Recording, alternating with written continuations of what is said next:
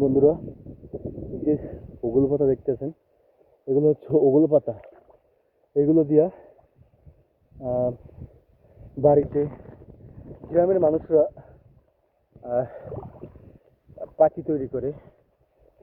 এটা হচ্ছে সুন্দরবনের একটি কর্নার বা জায়গা। এর ভিতরে অনেক মানুষ প্রতিদিন মাছ ধরে। এর ভিতরে কাঁঠালি গোদা অনেক কিছু থাকে।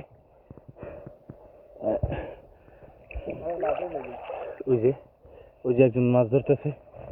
আমি একটু মাছ ধরি, দেখি কোনটা দেখে গেছে সেটা আমি নিয়ে যাই। আমি আমার বাসার বেড়া তৈরি করবো। ভাই এইগুলোর ভিতরে মাছ থাকে, বুঝছেন? ওই যে মাছ পাইছে মনে হয়, না মানুষের কল্লা পাইছে।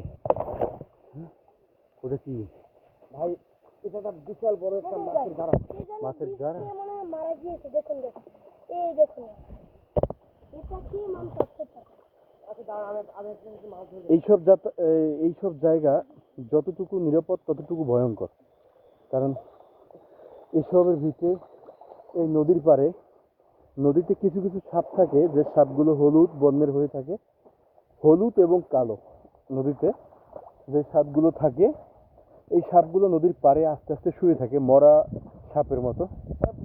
ওই সাপগুলো খুবই বিষাক্ত, কিন্তু এই সাপগুলো যদি কেউ ধরে, মরা সাপ মনে করে বা কিছু করবে না সাপে, এরকমের যদি কোনো কিছু ধরে এগুলো হচ্ছে এইসব জায়গায় খুবই কম। যেমন কুয়াকাটা, যেমন বালির চর যেখানে থাকে, ওই সব জায়গায় হচ্ছে নদীতে পানি ভেসে উঠে তারপরে এসে আপনার পাশে পড়ে থাকে এই জিনিসটা। এই যে দেখুন ভাই, এটা হচ্ছে একটি আলু। এটা হচ্ছে আমরা খাই, আমরা ভাজি করে। এটা স্বাদ অতুলনীয়, অনেক সুন্দর খেতে। এটা হচ্ছে আপনার ওই গাছটা ধরে, ওই যে দেখা যাচ্ছে ওই গাছটায়।